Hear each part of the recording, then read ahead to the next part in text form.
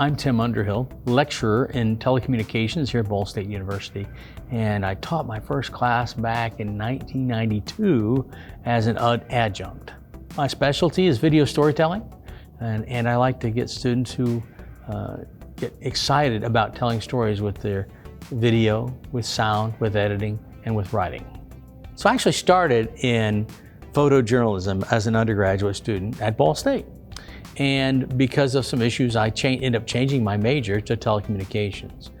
Got my degree in 4 years, started working as a news photographer, worked in Illinois, Michigan, and last in Indianapolis. And one day I saw a job opening for a position that says, that looks like me.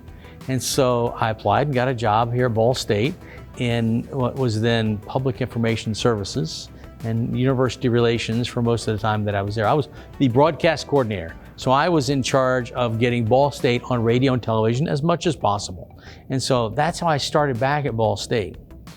One day, Dr. Joe Mashevitz was the chair of the TCOM department, and Dr. Joe he asked me if I would teach a class. And I said, I've never taught before. And he asked me to teach a electronic news gathering class, video storytelling. And so that was the first class I taught, 1992. And the first 2 weeks of that class, I was questioning, should I be doing this?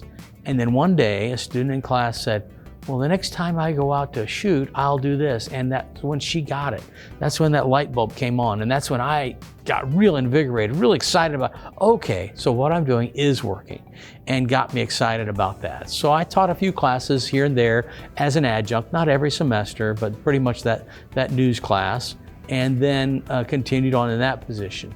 And have been teaching ever since, and moved on to build a new studio here, and we're getting ready to hopefully upgrade the equipment in this facility as well. And so that kind of got me started, and I've taught all kinds of classes. I've taught classes obviously about news and video.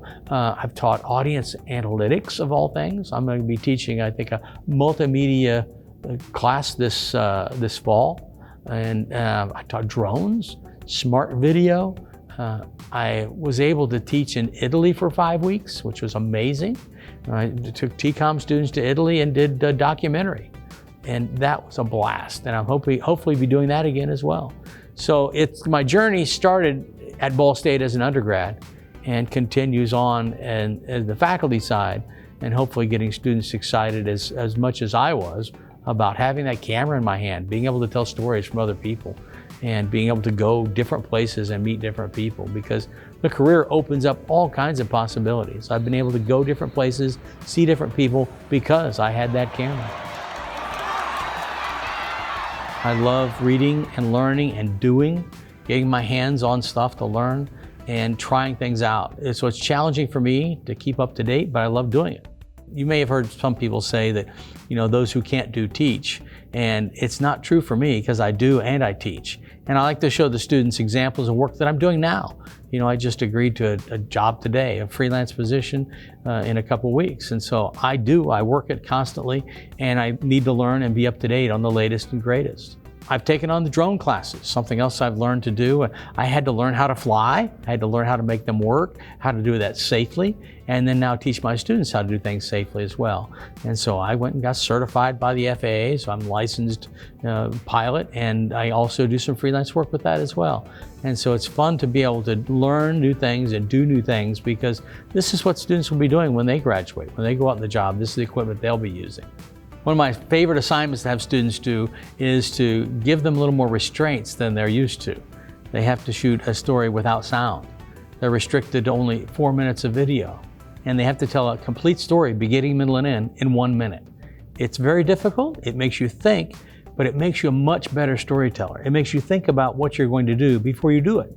And I routinely hear back from students who have graduated 1 or 2 years later and said, boy, thank you for doing that. I'm so much better as a shooter. I'm so much better as a reporter. I'm so much better as an editor because of the exercises we did in class. I'm proud of the students who do so well, and they come back and they remember what they learned in class.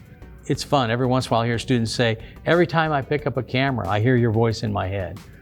Or there's not a day goes by that I don't use something I learned in your class. And that is why I'm here. That's why I do this. I want to make students better. I want to make them very successful and make them get excited and become terrific storytellers. And if you walk down the hallway by the TCOM office, you'll see all the awards and the ones that are there, as opposed to ones that are home on students' shelves or my shelves. And so they have the awards to back it up, to prove it.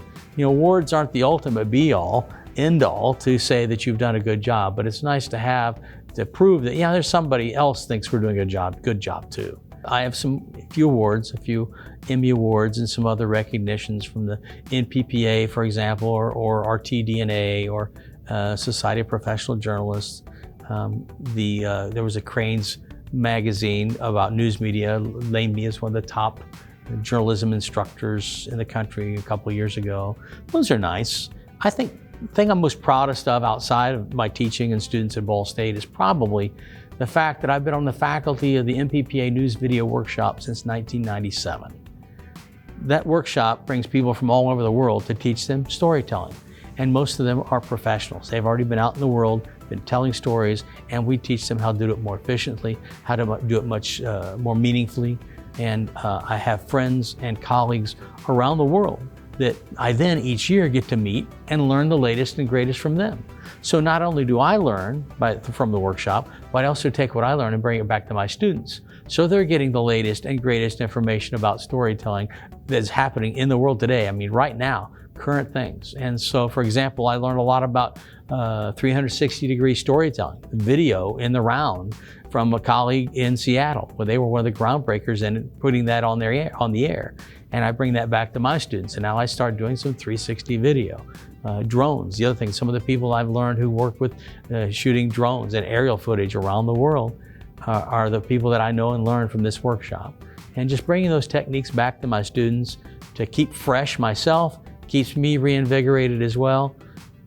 I like to say that if storytelling is a religion, I go back to the workshop each year as my revival. I get excited about it, and then in turn bring back to inspire my students. Well, I hopefully do.